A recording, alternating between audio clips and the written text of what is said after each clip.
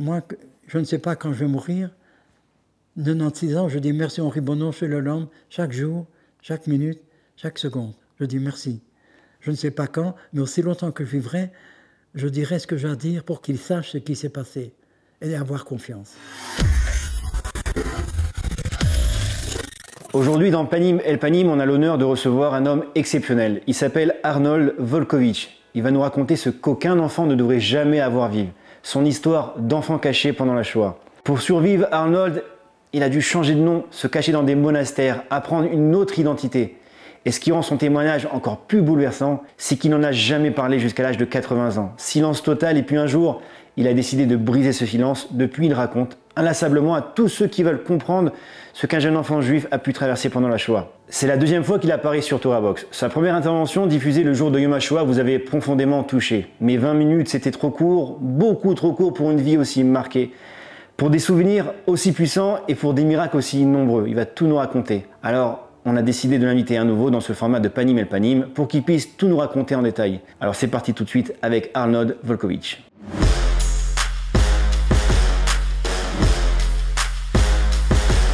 Arnold, bonjour. Bonjour. Et merci beaucoup de nous recevoir chez vous à la maison. On va commencer par dire que vous êtes né en 1929. Quel âge vous avez aujourd'hui? C'est incroyable, j'ai 96 ans, en mauvais français, 96. 96 ans. Et 3 mois, ça fait, il y a 3 mois, c'était au mois de février 29, j'ai eu 96 ans, 96. Et donc vous êtes né en Belgique, à Liège? Belgique, à Liège. À Liège, la ville de Liège. Et donc votre parcours va commencer directement à l'âge de 11 ans, en 1940. Exactement. Quand les Allemands vont commencer à subitement envahir la Belgique. Je vous laisse nous raconter. Avant que je vous raconte ce qui s'est passé en 1940, il faut savoir qu'il y a eu une première guerre mondiale. 20 ans avant la Seconde Guerre mondiale, entre 1914 et 1918. Qu'est-ce qui s'est passé? Les Allemands envahissent la Belgique et ils se sont très mal conduits avec les populations civiles de la Belgique. Ce qui fait que lorsqu'on annonce en 1940 que l'Allemagne de nouveau envahit la Belgique, la population belge dans son ensemble quitte leur habitation et s'enfuit à pied. En ce temps-là, en 1940, très peu de personnes avaient une voiture. Alors des gens très riches, mais très peu. Donc ils allaient à pied. Mon papa, mes tantes, mes oncles et moi-même, nous sommes sortis de Liège à pied en suivant le courant humain qui quitte la Belgique en direction de la France. Comment vous êtes au courant que les Allemands ont envahi la Belgique? C'est vrai. Je ne sais pas si on avait une radio, mais ce que je me souviens, c'est que le vendredi 10 mai, mon cousin, qui s'appelle Arnold Fuchs, il rentre à 10 h du matin, alors il dit « Tante Liba, il y a la guerre, les Allemands envahissent la Belgique ». Donc c'est le jour même de l'envahissement. Il vient nous prévenir que les Allemands ont commencé la guerre. Et il est resté 3-4 minutes et puis il rentre à la maison. Alors j'imagine que mon papa s'est concerté avec ses beaux-frères, parce que ma maman avait encore 3 sœurs qui vivent à Liège, avec leur mari et les enfants. Donc nous nous sommes concertés, eux, pas moi, et ils ont pris une charrette à bras, évidemment, et tout le monde est venu, je ne sais pas comment, et nous sommes partis tous ensemble en direction de la France, avec un flot incroyable de réfugiés belges, non juifs évidemment. En Belgique, 99%, 99% des gens étaient chrétiens. Donc voilà, on marche. Vous devez savoir que les Allemands, dans l'aviation allemande, il y avait un avion qui s'appelait Stuka, S-T-U-K-A. Et cet avion, il avait la particularité, non seulement d'avoir une mitrailleuse qui mitraillait les gens, mais il avait une sirène. Pendant qu'il mitraillait les gens, la sirène faisait un bruit effroyable. C'était quoi? C'était pour faire peur aux gens? Ah, évidemment, ça créait la panique. En préparant l'émission, j'ai été sur Internet chercher l'avion, à quoi il ressemblait, pour écouter la sirène.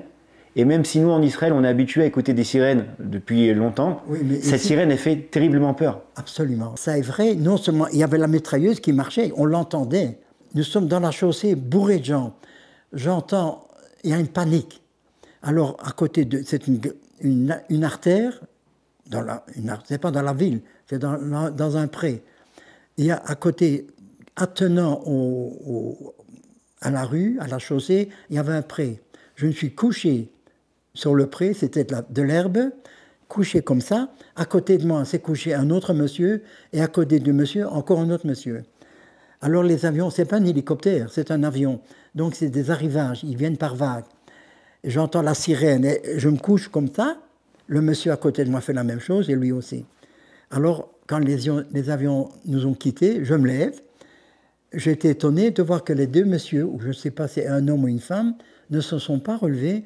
Par contre, je croyais qu'ils dormaient, ou qu'ils étaient, je ne sais pas, j'avais 11 ans, je pensais qu'ils étaient fatigués. Mais j'ai remarqué qu'il y avait des trous dans leurs vêtements, tous les deux, des trous, tous les deux, à la hauteur de la poitrine, des trous. J'étais surpris, mais je me dis, bon, à 11 ans, bon, on voit avec des vêtements troués, ça arrive. Et voilà, et je n'ai même pas pensé à le raconter à mes parents. Alors j'ai retrouvé mes parents dans la cohue et nous avons quitté donc l'endroit et nous avons continué à marcher en France. Donc là, vous avez donc 11 ans et vous vous rendez pas compte que les gens sont tout simplement morts à côté de vous. J'ai réalisé ça quand j'avais 13, 14, 15 ans. Je me dis, mais là, j'ai eu un vrai miracle, ça. Moi, j'ai rien senti, évidemment. Je me suis levé, je suis parti. Je précise pour les gens qui nous écoutent, c'est seulement le premier miracle, parce qu'il va y avoir énormément de miracles. Absolument. Pendant cette période-là, vous allez tous nous les raconter. Vous arrivez en France avec votre famille, mais votre père se rend compte que la France est occupée. Exactement. Tout d'un coup, nous voyons des Allemands et le papa dit, puisque nous sommes occupés, c'est pas la peine de continuer. Donc on retourne en Belgique. Ça nous a pris encore une semaine pour aller, une semaine à pied. C'est tout ça, on fait à pied avec la charrette à bras. En rentrant en Belgique, on a traversé des villages détruits, les ventres des chevaux et des vaches éventrées dans la rue, les maisons terribles. C'est vraiment là qui sont bombardés par des bombes allemandes. Et bien voilà, donc nous rentrons en Belgique. Là, j'ai été effrayé à la pensée que peut-être l'immeuble où nous habitions serait bombardé, mais non. Liège n'a pas été bombardée. Liège a été massacrée vers la fin de la guerre avec des bombes V1 en 1944. Je souligne que Liège a reçu plus de bombes que Londres par rapport à notre superficie. Merci. Ça, c'est en 1944, avant la fin de la guerre. Et cette maison qui n'appartenait pas à mon papa, nous étions en location, évidemment. On n'a pas songé qu'on pouvait acheter une maison en ce temps-là. Et bon, la maison est là, et nous avons continué à vivre. Les premiers mois, les Allemands se sont conduits, entre parenthèses, correctement. C'est-à-dire, les premiers 6 mois, défense d'utiliser la cache-route. Pas de cache-route. Alors, on ne pouvait plus sortir de la ville, de la maison, avant 8 heures du matin et après 8 heures du soir. Tous les employés des administrations, des hôpitaux, des avocats, des industries sont renvoyés. Comme ça. Mais je dois dire que les commerçants juifs qui avaient un magasin sur rue, pignon sur rue, étaient ouverts et ils étaient obligés de mettre un affichage où c'était marqué en français, allemand et flamand, parce qu'en Belgique on parle 3 langues, Jüdische Unternehmung, ça signifie entreprise juive. On va imposer à partir de l'âge de 6 ans aux enfants. Oui, je l'ai porté, oui, à partir de 6 ans, si je ne me trompe. Voilà ce que j'ai eu tout de suite. Voilà, c'était comme. Là, c'est marqué en allemand Jude, en français c'est juif, et en allemand c'était Jod, J-O-O-D. D'accord. Pour le néerlandais. Donc tous les enfants à partir de 6 ans sont obligés de porter... Si je ne me trompe pas, 6 ans ou 8 ans. 6 ans, 8 ans sont obligés de porter l'étoile juive. Et on va vous demander d'amener votre carte d'identité pour écrire dessus. Ah oui, ça, on était obligé d'aller à l'administration avec notre carte d'identité. Ils mettaient un tampon en lettres grandes, en lettres rouges. Tac, juif, en gros imprimé. Donc, il y avait des contrôles sans arrêt dans l'occupation allemande. Si vous êtes dans l'autobus, on arrête l'autobus entre 2 arrêts, personne ne bouge, la Gestapo est là, l'autobus ou le tramway est entouré par des soldats avec les Allemands et des papiers. En ce temps-là, j'avais ma fausse carte d'identité. On va en parler juste après. On va en parler. Mais justement, je voulais vous dire, comment vos parents ils vous expliquent la situation? Est-ce qu'ils vous préservent? Est-ce qu'ils vous disent la vérité? Je dois dire que les enfants comprennent vite ce qui se passe. Les parents ont tendance à penser que les enfants sont des petits-enfants. C'est faux. J'ai donné une conférence sur la Shoah il y a 1 mois aux enfants de 8, 9, 10 ans. J'étais en choc, et la directrice de l'école aussi, de voir l'intérêt de ces enfants 8, 9, 10 ans ont porté. Tout le monde lève la main pour porter des questions. Ils ne quittaient pas. 8, 9, 10 ans. C'est incroyable, ouais, ils comprennent Donc, tous. les parents s'imaginent que les enfants sont 8, 9 ans. C'est vrai, parce que moi, à 70 ans, ma maman ou mon papa croient encore que j'étais un enfant. Incroyable. En 1942, Là, en février, je fais un bar mitzvah. En février, faites la dans bar une mitzvah. petite stibule, en français, une petite chambre qui faisait 30 mètres carrés, dans une impasse. et donc vous faites votre bar mitzvah donc, en catimini, mais vous faites un discours à la bar mitzvah, vous recevez un cadeau, une fameuse Ah oui, montre. ça c'est incroyable. J'ai reçu un magnifique cadeau de ma tante qu'on considérait comme la tante la plus riche. Pourquoi on l'a riche? Parce qu'elle ouvrait un magasin de confection comme pratiquement tous les juifs en Belgique faisaient. Je crois les juifs ashkénazis en France faisaient la même chose. Ça s'appelle Le Sentier à Paris. Oui. Et donc, ma tante, qui était une tante magnifique, elle m'a acheté une montre incroyable. Moi, je n'ai jamais eu de montre, personne n'avait de montre. Ce n'était pas une montre électrique, ce n'était pas une montre avec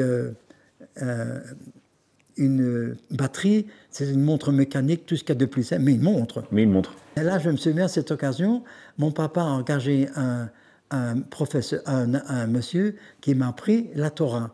Et qui a-t-il engagé? Un réfugié allemand qui était professeur d'université.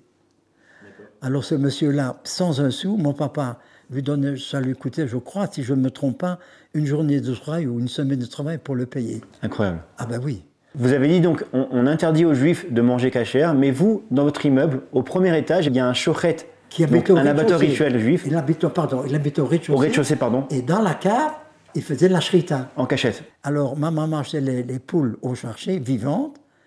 D'abord, ça coûtait moins cher. Et je me souviens que maman les épluchait dans la cave. Et pour le mettre, et voilà. Un monsieur qui s'appelle Alphonse Paty Alphonse Paty. va venir voir votre papa pour lui dire il faut envoyer votre fils. Voilà, en 42, vers le mois d'août. Oui, c'est ça. Avant la rentrée des classes. J'étais à côté de mon papa. Il dit, Monsieur Volkovitch, attention, c'est un agent de police. Mais un agent de police pas en uniforme, de la police judiciaire. Et il lui dit, Monsieur Volkovitch, attention, dans les 48 heures, les Allemands font une action, ils emmènent tous les Juifs. Car ils avaient déjà l'adresse. Nous sommes allés à l'administration de Liège, nous nous sommes présentés avec notre carte d'identité pour mettre un tampon et leur déclarer le nombre de personnes Qui vivent à la maison. qui étaient... Non, donc papa, maman, les 3 enfants, l'âge et tout et tout. Donc ils avaient les adresses, les Allemands. Alors il me demande à moi, quel âge as-tu? Je dis, ben, j'ai 13 ans. Alors écoute, toi tu ne rentres pas à la maison, tu vas aller chez un prêtre qui s'appelle Émile Boufflet. Je vais te donner un petit mot et tu vas aller chez lui. Effectivement, je suis allé chez lui. Il m'a reçu très gentiment. Il m'a dit, Arnold, tu rentres, tu restes ici et on verra ce qu'on peut faire. Alors il m'a fait faire une photo et j'avais une très mauvaise vue. Il m'envoie chez un opticien et on a constaté que mon œil de gauche ou de droite ne marchait pas. C'est ainsi que j'ai appris que j'avais un œil de très mauvaise qualité. Il m'envoie chez un autre prêtre qui s'appelait Albert Soyer, S-O-H-I-E-R, Soyer. Une personnalité incroyable, c'est un missionnaire. Donc vous changez de monastère. Ah oui, là je suis resté une nuit. Et je suis arrivé, comme tout élève chrétien, voisin Arnold. Je dois dire qu'en ce temps-là, les élèves s'appelaient par leur nom de famille, jamais par leur prénom. Donc là, je précise, on vous a changé de nom, donc vous vous appelez plus Volkovitch, mais Voisin, donc Arnold Voisin. Ah, c'est fini, Volkovitch est mort. Et vous avez dû apprendre aussi à dire mes grands-parents, des nouveaux noms, des nouveaux parents, etc. Évidemment. Une nouvelle histoire. Je veux savoir de mon papa, de mon Qu'au grand-père. cas où vous faites arrêter, Du côté de ma maman, par cœur, par cœur. évidemment. Et donc là, vous vous appelez Arnold Voisin. Je m'appelle vrai voisin. Voilà. Mais il y a un problème. Mon papa, il parlait flamand. Et comme il parle flamand, on lui donne un nom, Baldwin. Maintenant, j'ai un problème. Je rentre en Liège toutes les 2 semaines. Mon papa s'appelle Baldwin. Moi, je m'appelle Voisin.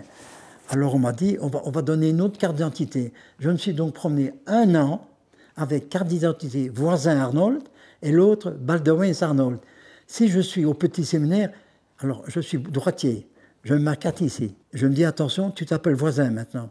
Alors, quand je sors du petit séminaire pour rentrer chez moi à Liège, je prends le train avec mon groupe qui quitte le pénitentiaire, qui habite Liège. Pas tout le monde habite Liège, j'habite un peu partout. On se sépare. Salut voisin, salut Flagotier. Alors je vais dans la station centrale de Liège, je vais aux toilettes pour changer ma carte d'identité. J'avais un veston. Là où je mettais voisin, je change de place, je mets Baldwin. Et je me dis, attention, maintenant tu t'appelles Baldwin.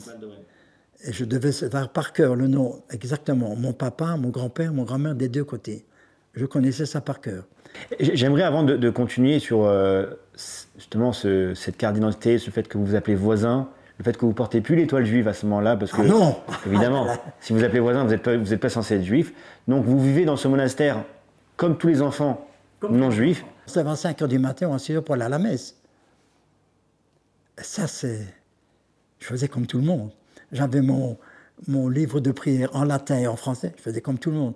Je chantais les prières en latin, comme tout le monde.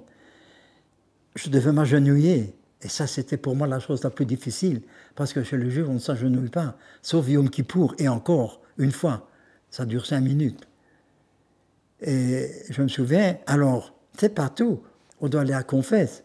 Je ne suis jamais allé à la confesse. Alors, comme je n'allais pas à la confesse, je n'étais pas obligé de recevoir l'hostie. Heureusement, c'était un petit jour, il y avait 200, je ne sais pas, 300 élèves, donc je n'allais pas à l'hostie pour recevoir. Je rejetais l'idée de mettre ça dans ma bouche. Mais je me genouillais comme tout le monde. Et je me souviens, je demandais pardon. Je demandais pardon au Ribonon chez l'Olympe que je m'agenouille et je demandais pardon. Alors le soir, j'étais dans le dortoir.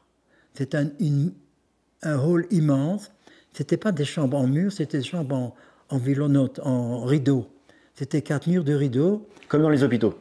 Oui, c'est ça. Alors le proviseur passait tout le heure, soulevait le rideau de l'entrée pour voir s'il élève. Chacun avait son nid. Donc on avait quand même une intimité. Une intimité, oui, une petite intimité, c'était 4 rideaux. Donc il passait le soir, il soulevait le rideau, je mettais mon coussin sur ma tête et je commençais à prier ou en hébreu ou en yiddish. Les prières que je connaissais par cœur, j'en connaissais quelques-unes. Et là je demandais pardon que je me conduisais comme un chrétien. Et quelquefois je pleurais. Pas longtemps. Voilà. Vous dormez dans un monastère, vous avez une autre identité. Est-ce que vous aviez peur tout le temps ou est-ce qu'on s'habitue à cette peur d'être reconnu comme juif? Non, je n'ai pas eu peur. Je ne sais pas pourquoi je n'ai pas eu peur.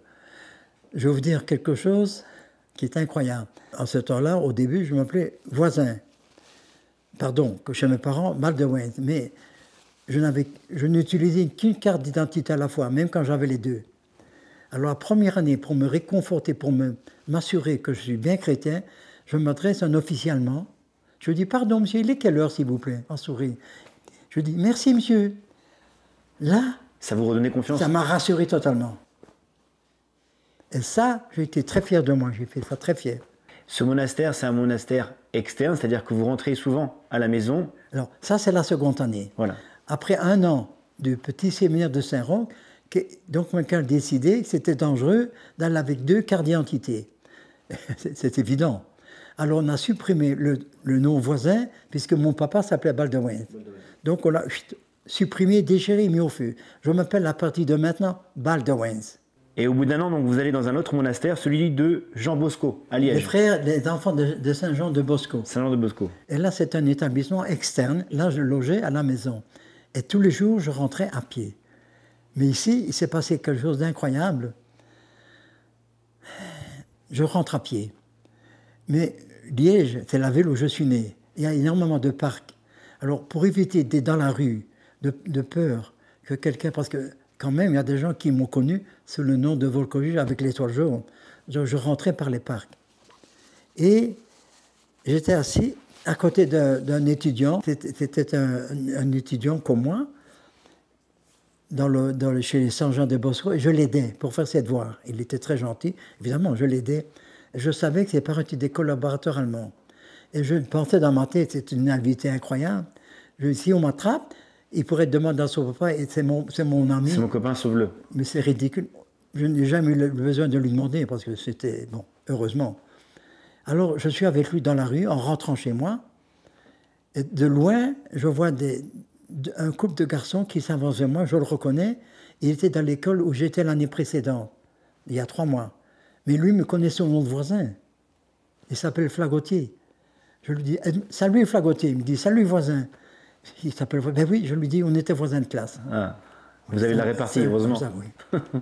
Pendant l'occupation allemande, tout était bouché. Les autobus pleins, c'est pas comme quand c'était un temps normal, toutes les 10 minutes, non. Il y avait l'autobus, c'était complet rempli. Je suis dans l'autobus, quand je rentre, je m'appelle en ce temps-là voisin. Et en face de moi, à côté de moi, il y a un monsieur, un étudiant de mon âge, il me dit en français, tu ne mets pas ton étoile jaune, haute voix. Donc un enfant qui vous connaissait depuis l'époque où il m'a vu il y a 3 mois avec l'étoile jaune. Donc l'Athénée de Liège, j'avais 2 ans, là j'avais 13 ans. Alors en face, j'étais à l'autobus, il y avait une pancarte publicitaire sur une équipe de football étoile blanche, qui doit exister encore maintenant. Ah, je dis, tu ne sais pas ce qui s'est passé? Je n'arrête pas de lui parler, je n'arrête pas je n'arrête pas de parler. Je dis, j'étais dans l'équipe de l'Étoile Blanche, il me met devant, moi je vais derrière, on s'est disputé sans arrêt. L'arrêt, salut Lebon, je m'en vais. Georges Lebon, il s'appelait. Georges Lebon. Et donc vous faites diversion? Alors je sonne l'arrêt, je sors de l'autobus, les jambes tremblantes, en transpiration. Il m'a fallu 2 heures pour rentrer chez moi. Personne ne m'a suivi, je pense, je l'espère. Personne ne m'a suivi. Ce n'est pas tout. 2 mois plus tard, je suis dans la queue, plus dans l'autobus, dans la queue. Par hasard, je le trouve à côté, ou derrière, ou devant. Il me dit, le même texte, tu ne mets pas ton étoile jaune. Il ne dit pas l'étoile jaune. Je n'arrête pas de parler. Je dis, écoute, je dis, Simon Lebon, je dois partir. Salut, au revoir. Maintenant, je vous raconte un truc incroyable. Après la guerre, c'est la libération. Je vais à la synagogue, pas dans la petite pièce. Elle a disparu, elle était évaporée. Il y avait une grande synagogue très riche qui a été construite en 1800, qui servait aux gens bien. Mais maintenant, elle sert à tout le monde, ceux qui étaient encore vivants, ceux qui restent encore en vie. Et là, on est allé prier, j'ai encore la photo, et je raconte cette histoire à mon cousin qui s'appelait Arnold. Lui, il restait 2 ans et demi dans une chambre, dans un village. Il n'est pas sorti de la chambre, avec sa maman et son petit frère, sans sortir 2 ans et demi, sauf la nuit en ouvrant la fenêtre. Moi, j'étais dans la rue. Alors voilà, nous sommes dans Liège, je lui raconte. J'arrive dans la rue, j'arrive au coin du coteau poésie. Il met sa main, Georges Lebon. Je dis, c'est lui. Je parle de lui, voilà qui s'amène. C'est lui, mais oui. Il saute dessus, le flanc par terre, le prend à la gorge et l'étrangle. Vous voulez le venger de ce que vous... Alors, je le soulève, je dis, écoute, il ne savait pas ce qu'il faisait. Pourquoi est-ce que j'ai pensé ça? Parce qu'en Belgique, qui s'occupait des Juifs? Personne ne parlait des Juifs. Les Allemands gardaient sous le sceau du secret le plus absolu. C'était une remarque un peu innocente qu'il faisait, mais... Moi, c'est ce que j'ai pensé. Mais qui aurait pu vous coûter la vie. Mais lui, il m'a mis en danger. Ça. Il suffisait qu'il y ait quelqu'un qui était un collaborateur allemand, il dit, hé! Ah, ouais. Ou même un type de la Gestapo, je ne sais pas, ou un agent de police, il m'arrêtait, j'étais perdu. Ça fait partie des miracles que vous avez vécus. Il y avait d'autres miracles. Ça c'est une chance incroyable. 2 fois. À 2 reprises. Une fois dans l'autobus et une fois dans la queue. Incroyable. Et se retrouver métané, ça c'est incroyable. Vous allez encore vivre d'autres miracles. Un jour, la Gestapo va venir taper à la porte de votre papa. Voilà. Donc mon papa, nous habitons à la rue Bouille à Liège, au premier étage, et dans son appartement, il y avait, dans la cour, il y avait une mansarde au 4e étage, qui servait de réduit pour ses vêtements qu'il devait vendre dans les villages. Alors, je pense que cet appartement a été fermé 2 ans et demi. Je ne sais pas s'il a continué, je ne sais pas comment. Bref, il avait encore la clé de l'appartement, et de temps en temps, il allait dans la mansarde chercher quelques vêtements, pendant la guerre, pendant qu'il travaillait au charbonnage, pour vendre dans les villages, parce que comme il avait un maigre salaire, très maigre, il avait des vêtements, donc il monte en haut, 4e étage, il entend la sonnerie, parce qu'il y avait une sonnerie dans la mansarde du 4e étage. Il se dit, c'est mon voisin italien qui m'a vu, il veut me dire bonjour. Je descends pour lui dire bonjour. C'est un Italien très gentil, pas du tout. Les Italiens étaient associés aux Allemands, vous savez, mais lui c'était un antifasciste, très sympathique avec nous en tous les cas. Alors, il descend tout doucement. Il y a un corridor qui sépare l'escalier environ 20 mètres. Il prend sa clé, il la met dans la serrure. Il entend une auto qui démarre. Le moteur, il démarre. Il attend 5 secondes, comme ça, il attend. Il ouvre la porte. Son voisin, il dit, « Tu étais là ?» La Gestapo vient de partir. La Gestapo, là, à 10 mètres, à 20 mètres. Voilà. Donc, en descendant dire bonjour à l'italien... 5 secondes. Incroyable. 10 secondes, il était fini. Ah, il y a encore quelque chose que je dois vous dire. Dites-moi. Il insistait pour faire un seder, le Pessah. J'allais en venir, c'est extraordinaire. Ah, ben ça. Nous habitons Liège. Il a trouvé l'adresse d'un juif pratiquant qui faisait des matzot kasher. À Bruxelles. À Bruxelles. Mais pour aller à Bruxelles, il faut prendre le train. C'est 100 km. C'est pas grave. Il n'avait pas d'étoile jaune. Il s'appelait Baldwins. Il parlait flamand. Pas de problème. Mais il avait des matzot avec lui. En ce temps-là, il y avait un trafic terrible avec l'alimentation. Où l'alimentation est rationnée, il y a des gens qui font un trafic noir. C'était défendu par le gouvernement belge, par les Allemands aussi. Donc il y avait des contrôleurs des Allemands, ils disaient « Ouvrez votre paquet ». Si on trouvait des aliments, on les arrêtait. Là, il est allé 2 fois, Pâques 43, et en Pâques 1943, et en Pâques 1944. Si c'était des Allemands qui avaient attrapé votre papa avec des matzot dans un sac, ça aurait été terrible. Les Allemands n'arrêtaient pas, les Allemands les arrêtaient, ils ne faisaient pas un procès.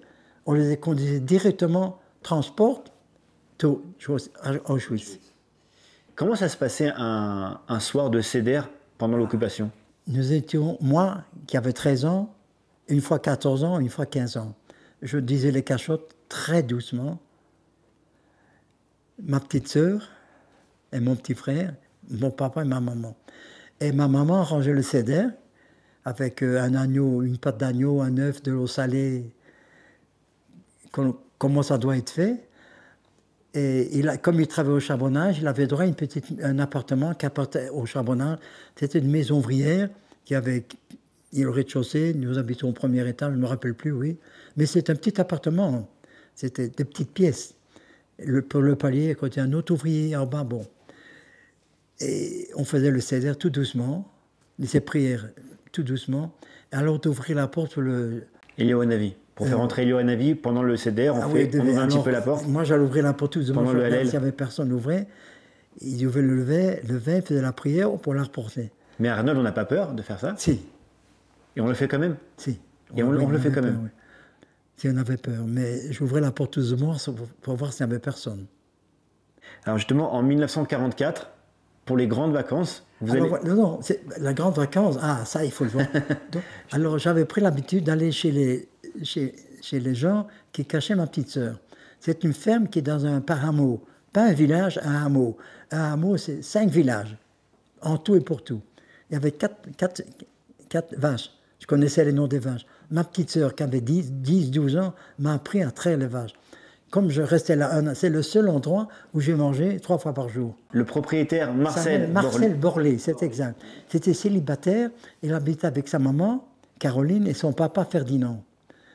Et ma petite sœur. Et comme c'était l'été, tous les étés, je suis passé 2 étés chez eux, j'ai fait tous les travaux de ferme. Et il va y avoir un épisode terrible qui va se passer à la ferme, où Alors voilà, un jour, il me dit, écoute Arnold, je vais quitter la ferme. Je lui dis, qu'est-ce qui se passe? Eh bien, il y a eu des Belges, c'était en août 1944. 44. Qu'est-ce qui se passe en août 44? Juin 1944, les Américains débarquent en Normandie. Donc ils font des progrès, ils progressent en France, ils s'approchent de la Belgique. Les Allemands reculent. Nous sommes encore sous l'occupation allemande, en août 1944, ou fin juillet 1944. Alors Marcel me dit, écoute, il s'est passé un incident près de chez nous, à 10 km. Des partisans belges ont tué 2 Allemands, et les Allemands, pour se venger, ont tué tous les hommes du village. Pas les femmes, pas les enfants, mais les hommes. En Pologne, ils auraient tué les femmes, les enfants, les bébés. Mais ici, ils ont tué les hommes. Donc, s'il arrive un incident, moi, je suis en danger. Je te laisse, tu es grand, j'avais déjà 15 ans. À 15 ans, il vous laisse la responsabilité de la ferme. Ah, évidemment, évidemment. On apprend vite, hein, très vite. Bien sûr. Et il s'en va. Donc, on reste 1, 2, 3, un jour, rentre dans la cour de la ferme un tank énorme, énorme. Je crois que c'est un Tigre, je ne me rappelle plus. Il en sort 4 soldats en vêtements noirs, SS. Avec sur la tête, la tête de mort une tête de mort sur leur béret noir, des armoires à glace. Et moi, je sens qu'ils rentrent, ils sont énervés. Comment? Je sens. Je dis à Caroline, Caroline, ils ont faim. Donne-leur tout de suite, donne-leur à manger tout de suite, maintenant. Ne fais rien d'autre. Oui, oui. Elle court, elle prend un pain qu'on fait à la maison. Elle prend le beurre, comme je faisais avec la machine à battre le beurre. Tu fais du vrai café noir. En ce temps-là, ça n'existe pas, le café. Nous, je ne sais pas comment on veut le café, mais il y avait du café. Les Allemands étaient contents comme tout. Je les entendais parler, moi je les servais comme si j'étais le patron. Je dis voilà, buvez. Je comprenais tout ce qu'ils disaient. C'était des mots simples. Hein. Bon. Et moi, gentiment, et quand ils ont fini, ils s'asseyaient à côté. Ça, c'est la cuisine. Ils viennent dans le salon. Il y avait des fauteuils. Et il y a un Allemand qui voit ma petite sœur, Rokine, mince comme un tuyau, toute mince. Il la prend. Il la met sur ses genoux. Il me dit, n'aie pas peur, en allemand. J'ai une petite fille qui te ressemble comme deux gouttes d'eau. Ma petite sœur commence à trembler. Je lui dis, Rosa, tu vois bien qu'il est gentil. Souris à côté de lui. Je la tiens, je dis. Alors elle a arrêté. Mais l'Allemand, c'est quand même pas un imbécile. Il a compris. Il a gardé 10, 15, 20 secondes. Il a repris. Il a mis dehors. Il a remis. Et c'est tout. Et ils ont quitté la ferme. Ils n'ont touché à rien. À rien. Je ne me souviens pas de les avoir vus sortir. Parce qu'on allait dormir très tôt. Ils sont partis. Ils n'ont touché à rien. Et c'est quand il est revenu que je lui ai raconté. Quand on voit un tank arriver ça, avec des nazis, c'était un tank énorme, il était plus grand que la ferme. Ça fait très peur, j'imagine. Ah oui. Est-ce qu'il y a des moments où vous vous êtes dit, ça y est, non, c'est trop tard, c'est fini? Non, j'ai pas. C'était incroyable, j'avais pas peur. J'ai été effrayé. Mais je devais être un bon acteur, c'est certain. Mais non, je souriais. Mais vous avez échappé plusieurs fois à la mort. Est-ce que vous vous dites que c'est de la chance? Moi, je dis que c'est le ribbon chez l'Olam. La chance, c'est facile de dire la chance. Mais c'est pas tout. Mais ma maman ne parlait pas le français. Ah oui. Mais ça, c'est important. Les voisins disaient, mais votre femme. Alors, ma femme est malade. Mais une semaine, 3 semaines, 1 mois, ma femme est malade. Au bout d'un moment, on se pose des questions. Aussi, ils changeaient d'appartement. Et tous les 3-4 mois, ils changeaient d'appartement. Il faut vous dire qu'en ce temps-là, les gens ne quittaient pas leur appartement. Donc tout le monde du quartier connaît tout le monde? Oui, mais les gens qui habitent dans le quartier, ils ne se promenaient pas dans un autre quartier. Donc quand vous changez de quartier, les gens ne voyageaient pas. Il n'y a pas de chance qu'on vous rencontre. Et ça, donc j'habite à Alpiot, j'habite dans un autre quartier, on avait peu de chance de rencontrer les gens d'avant. Et ça, c'est important de souligner parce que c'est la vie presque comme au Moyen-Âge. Pas comme au Moyen-Âge, mais presque. En 1945, la guerre finit. Vous décidez en 1946 de partir en Israël. J'ai oublié de vous dire quelque chose. Exactement, j'allais y venir aussi, j'ai oublié. À l'âge de 13 ans. L'âge de 13 ans. 13 ans. Je dis à l'abbé Émile Bouffet. Donc là, on revient en arrière. On revient en arrière. Je suis chez lui. Je n'ai pas encore je n'ai plus l'étoile jaune, mais je vais avoir une identité nouvelle. Vous savez, monsieur l'abbé, moi je suis persuadé que les Allemands vont perdre la guerre. Donc, quand nous serons libérés, nous sommes en 1942. En pleine occupation. Je vous propose, moi je serai en Palestine. On appelait Israël la Palestine en ce temps-là. Alors faisons rendez-vous, nous nous rencontrerons dans 5 ans, en 1947, au mois d'août. C'est les vacances pour tout le monde, du 1er au 15 août, de midi à 2 heures d'après-midi. Le premier attend l'autre, ou Jérusalem Centre. On se serre la main, convenu. On fait un contrat. On ne l'écrit pas. D'accord. On dit ça pour se donner du courage ou on y croit vraiment, Arnold, de donner rendez-vous à quelqu'un dans 5 ans en pleine guerre en Israël? Ben oui, je croyais ça. Mais à 13 ans, on est optimiste. Quand on est optimiste. Quand on n'est pas, alors on est pessimiste. Et donc là, en 1946, vous partez en Israël? Voilà. Minute. Comment suis-je parti en Israël? En 1946, c'est la libération. Il n'y a plus d'Allemands. Alors j'avais faim d'étudier. Il y avait des Archara. Archara, c'est un centre de jeunes gens qui étaient des rescapés des camps allemands, qui avaient mon âge, 15, 16, 17, 18 ans, mais des rescapés des camps de la Pologne, Roumanie, Hongrie, Tchécoslovaquie. Et j'étais avec eux. Donc moi j'étais belge, j'étais dans un camp qui était près de la frontière belge, près de la frontière française, dans un petit village qui s'appelait Marquin. Là il y avait un château que la Joint, de la Jewish, je ne sais pas, a loué pour héberger tous les enfants de rescapés des camps. Et moi, j'étais parmi eux. Mais j'étais le seul à avoir papa, maman qui habitait Liège. Et je revenais tous les mois pour le Shabbat, une fois par mois. Et je dis, papa, moi je veux aller en Palestine. Il dit, mon papa, j'avais 16 ans.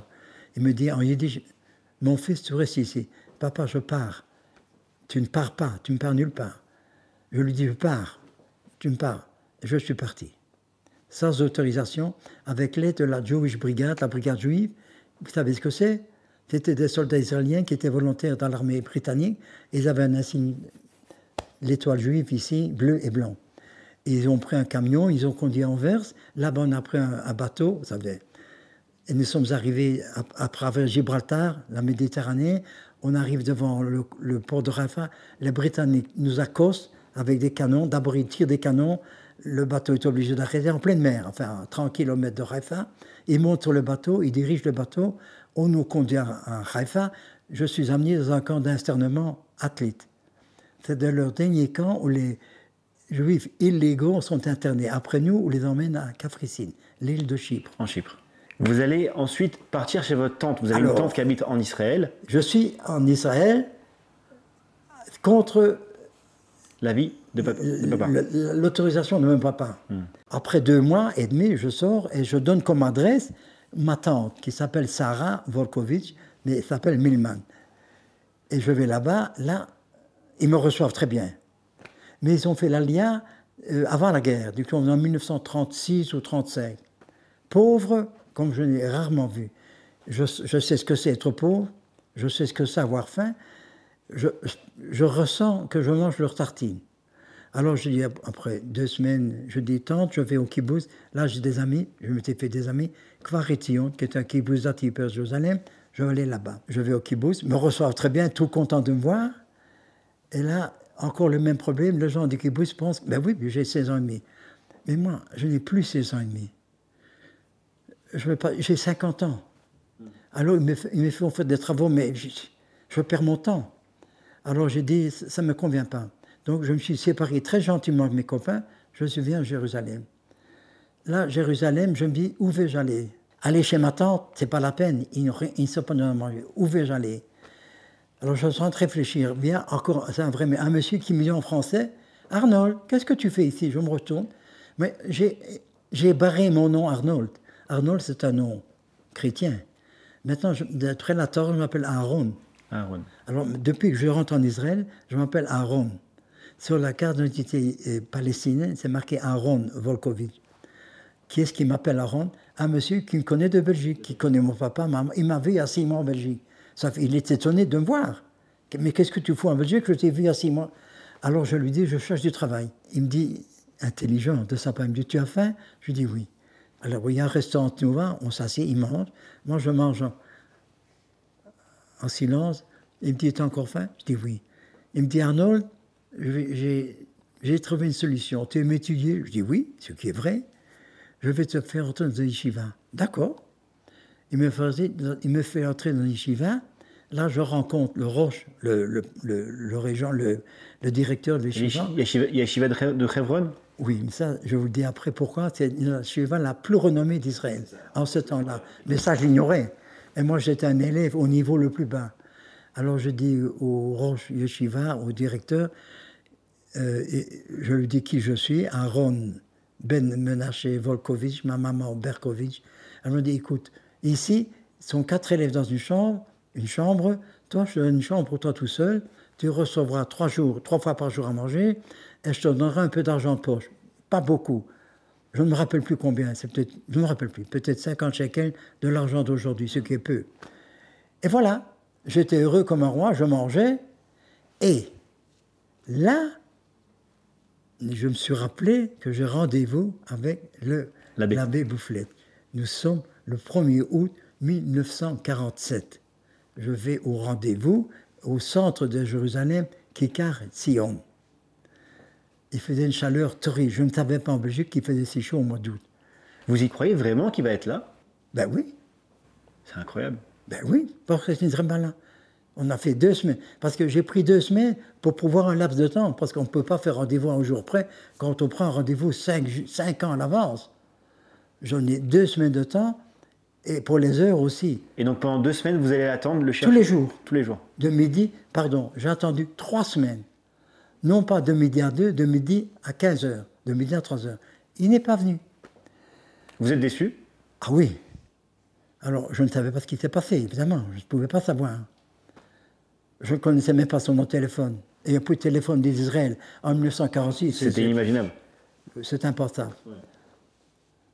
Et donc, je suis rentré après 6 mois, ou 5 mois, je sais, à la Yeshiva. À la Shiva. Le directeur m'appelle, il me dit, Aaron Mordechai, tu rentres à Belgique, j'ai de ton papa. Je dis, Kvodaroge, Kvodaroge Yeshiva, Ani Lochoder, je ne rentre pas en Belgique. Si vous ne me voulez pas, je quitte, mais je ne rentre pas en Belgique, c'est fini pour moi. Je n'ai pas 17 ans, je parle comme si j'avais 5 ans, ce qui est vrai. Alors on me dit, tu vois la porte qu'elle a? Je dis oui, je te donne ma parole. Quand tu auras 18 ans, je t'accueille à bras ouverts. Alors j'ai dit oui, je rentre. Il m'a donné le ticket, pas de ticket d'avion en 46, 47, il n'y avait pas d'avion. Un bateau. Et je suis rentré avec le bateau. Donc vous rentrez à contre-cœur en Belgique? Ah, évidemment. Vous ne voulez pas rentrer? Je haïssais mon père de m'avoir fait sortir.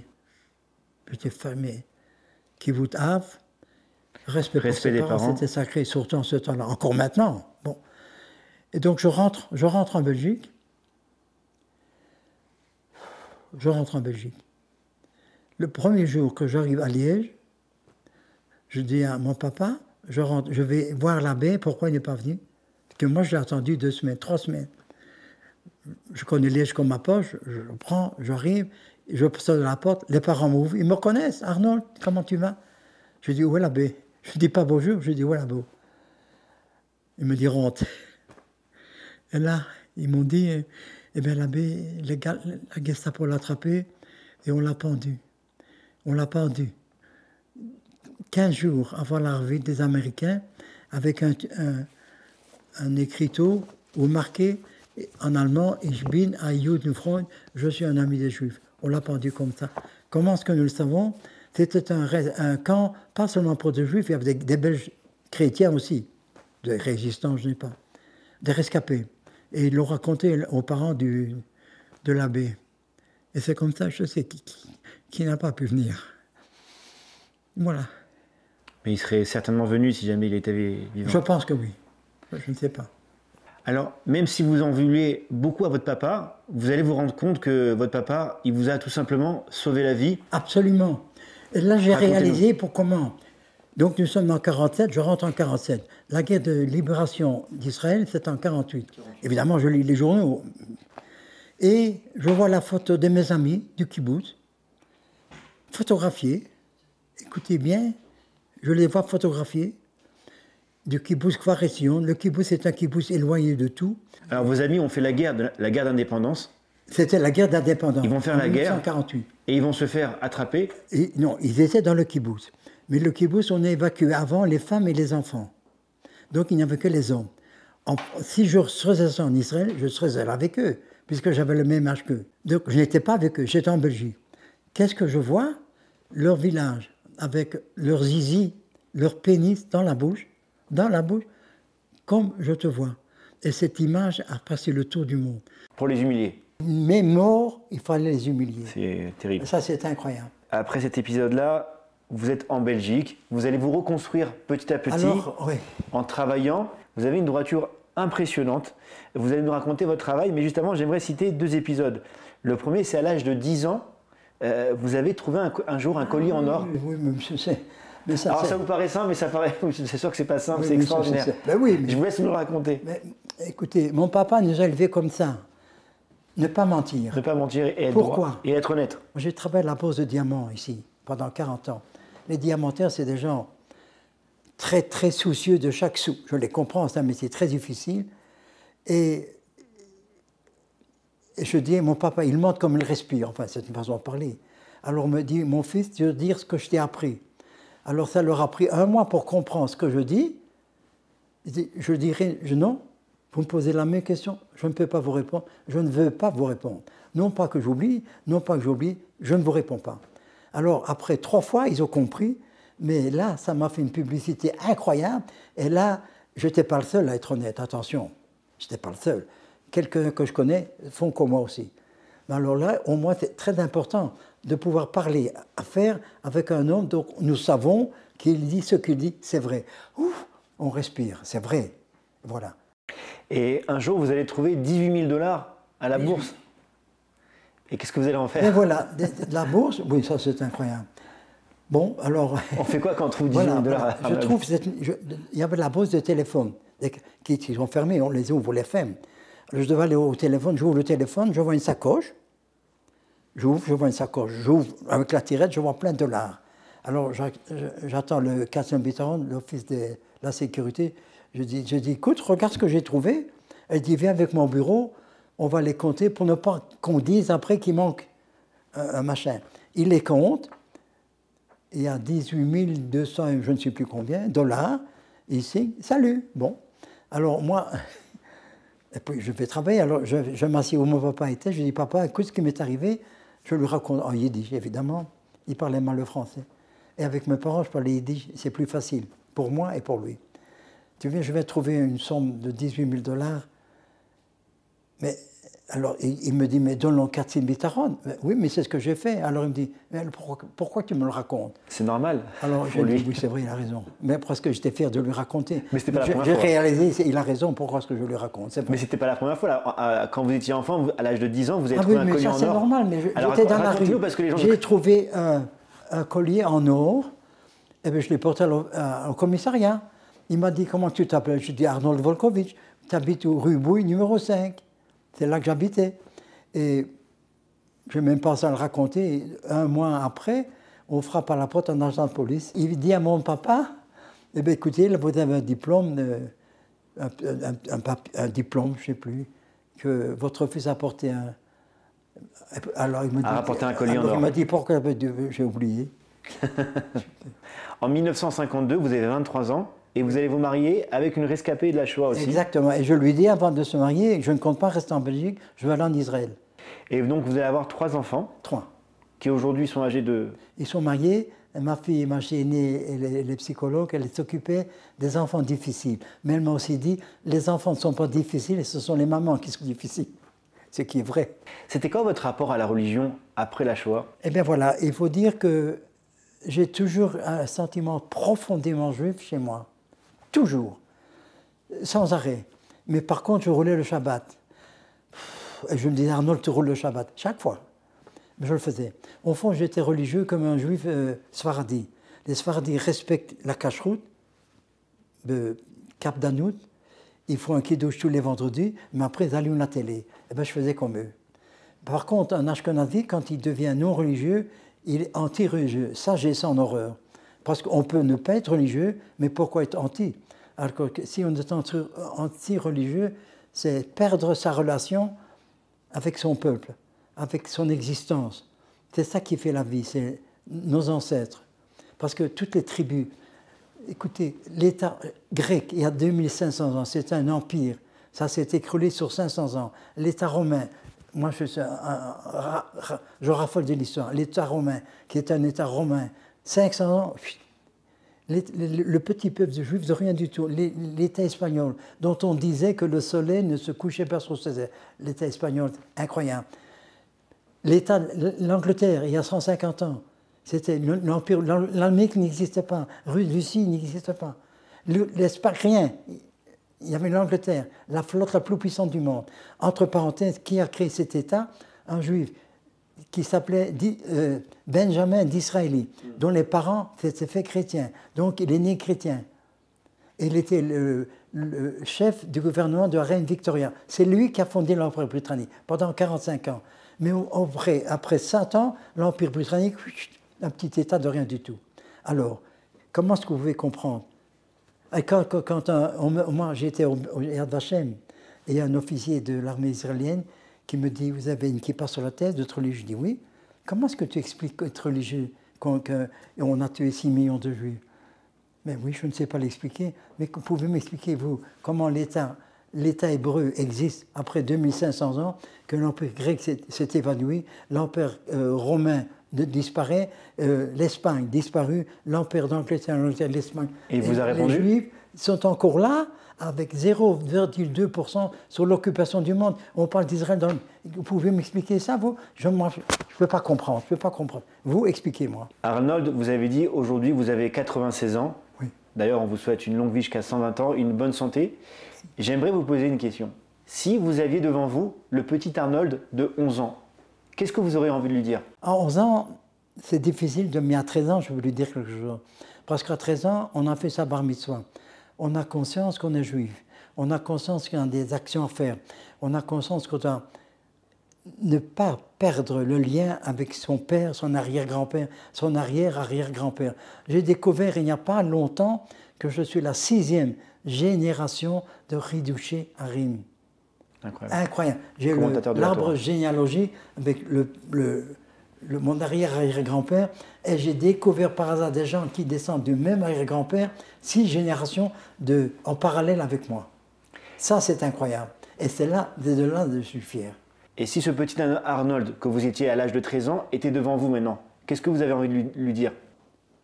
N'oublie pas qui tu es. N'oublie pas d'où tu viens.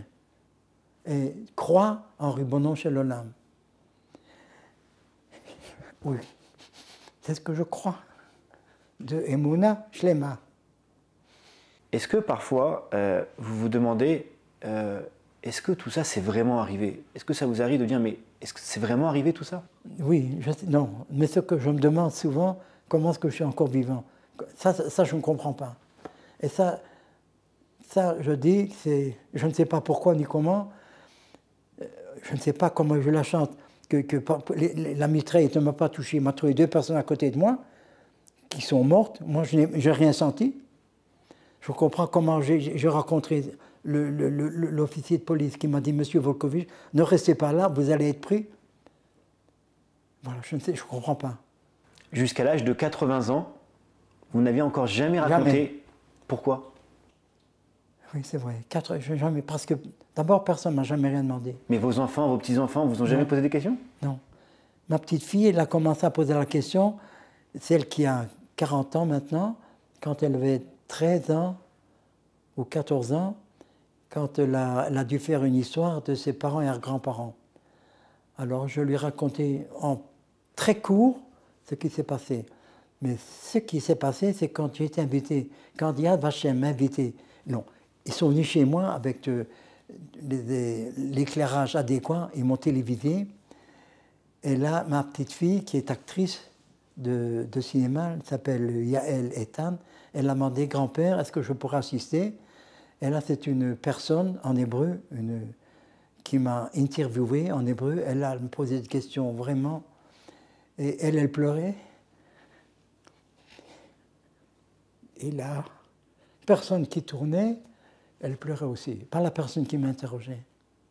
Et moi, j'étais calme, je racontais. Je dois dire que maintenant, je reçois chaque semaine un tipoul, une consultation chez une femme qui me reçoit 1 heure, et là, chez elle, je pleure. Et si j'ai tendance, mais j'arrête mon tsunami qui m'explose à pleurer, je m'arrête. Je suis capable d'arrêter. Chez elle, là, je me déshabille, ouf, je pleure. 1 demi-heure, 3/4 d'heure. Elle est là en face de moi, elle ne dit rien. Quand vous témoignez à Yad Vashem, devant nos caméras, ou dans les journaux, vous m'avez montré un article de journal, pourquoi c'est important de raconter ça? Ça, c'est une bonne question. Parce que quand je parle, par hasard, maintenant j'en parle, personne ne sait ce que c'est la Gestapo. Il y a des gens qui ne savent pas Etlit, c'est ici en Israël, c'est à 100 km d'ici. Kafricine, vaguement, personne, à mon avis, les jeunes, je parle de les jeunes, ceux qui ont étudié savent, mais qui savent? Vous vous rendez compte qu'à Liège, une petite communauté, 42% ne sont pas rentrés. Tous ceux qui ont été pris en 42, aucun n'est rentré. Pourquoi? Parce qu'à Auschwitz, il n'y avait pas assez de place. On faisait les transports en commun pour la France, la Hollande et la Belgique. La Belgique était un petit pays intercalé entre la France et la Hollande. Donc on racolait tout le monde et tous les transports, et là il fallait les brûler. Quel message vous voulez adresser aujourd'hui à la jeunesse juive en France, en Israël, peu importe celle qui vous écoute? Là, je veux dire une sentence que Abba Eben, qui était du ministre de l'Extérieur du temps, il y a 50 ans, du temps de Golda Meir. Je l'ai écouté à la télévision belge. Écoutez bien ce que je vais vous dire. C'est pas moi qui le dis, c'est lui. Israël est le seul État au monde où lorsqu'on dit un juif, sale juif, c'est vrai, il travaille dans son jardin. Est-ce que vous avez compris ce que je dis? On l'appelle sale juif parce qu'il s'est sali les mains. Par contre, on peut être prof d'université, on peut être chrétien depuis 4 générations, on arrivera toujours à vous dire, vous êtes d'origine juive. C'est ça que je veux dire. Qu'est-ce qu'elle doit faire la jeunesse aujourd'hui pour ne pas oublier ce qui s'est passé et pour pouvoir en tirer les enseignements pour le futur? Écoutez, je ne me fais pas d'illusions, chaque juif est libre de faire ce qu'il veut. Il est croyant, un peu, beaucoup, pas du tout. Je le comprends, je n'ai rien contre. D'abord, je suis pour, moi je suis devenu vraiment pratiquant depuis que j'ai épousé cette femme, et je respecte le Shabbat, non seulement de Cap d'Anout, rigoureusement, mais avec amour. Je suis heureux. Je suis heureux, je ne touche pas la télévision. Ouf, quelle chance! C'est que je n'avais pas avant. Mon fils me dit, papa, mon fils, comment le samedi c'est fait pour se reposer? Oui, mais tu dois comprendre que pour se reposer dans la loi juive, c'est un plaisir moral. C'est tout à fait différent. On a fini cet entretien. Une dernière chose, qu'est-ce qu'on pourrait vous souhaiter pour l'avenir? Moi, je ne sais pas quand je vais mourir. 96 ans, je dis merci Henri Bonon chez l'homme, chaque jour, chaque minute, chaque seconde. Je dis merci. Je ne sais pas quand, mais aussi longtemps que je vivrai, je dirai ce que j'ai à dire pour que...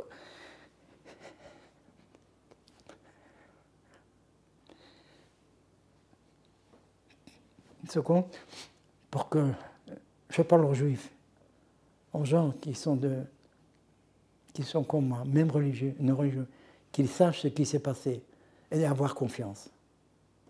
Voilà. Merci beaucoup du fond du cœur pour votre chaleureux accueil, pour votre témoignage.